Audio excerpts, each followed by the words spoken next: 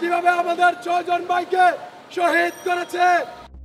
কোটা সংস্কার আন্দোলনকে কেন্দ্র করে নিহত 6 জনের স্মরণে বুধবার বিএনপি ও সমমনা দল গায়েবানা জানাজার আয়োজন করে। সেখানে পুলিশের বাধার মুখে পড়ে বিএনপির নেতাকর্মীরা। পুলিশকে লক্ষ্য করে ইট পাটকেল ছুড়লে পুলিশ টিয়ার শেল ছুড়ে ছত্রভঙ্গ করে দেয়।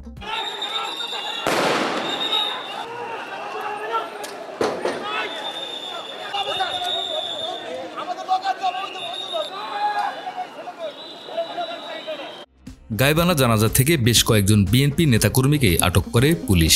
পরে এমন পরিস্থিতির জন্য সরকারকে দায়ী করেন বিএনপি মহাসচিব মির্জা ফখরুল ইসলাম আলমগীর। কমিউনিটি এই ধরনের যে নির্যাতন, এই ধরনের যে হত্যা গুম করে যে সরকার আজকে জোর করে ক্ষমতায় টিকে আছে, ছাত্রদের একটা ন্যায়সঙ্গত দাবি শুধু কোটার ব্যাপারে, এটা তারা আলাপ আলোচনার মধ্যেই শেষ করতে পারত।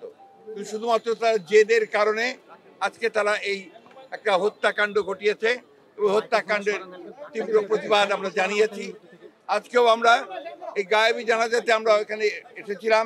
আপনারা দেখেছেন কিভাবে এই সমস্ত এই মসজিদেও তারা কিভাবে এটাকে তার এন্ট্রিকে বন্ধ করে দিয়ে আমাদের এখানে গায়েবী জানাজাতে তারা বিভিন্নভাবে বাধা প্রদান করেছে।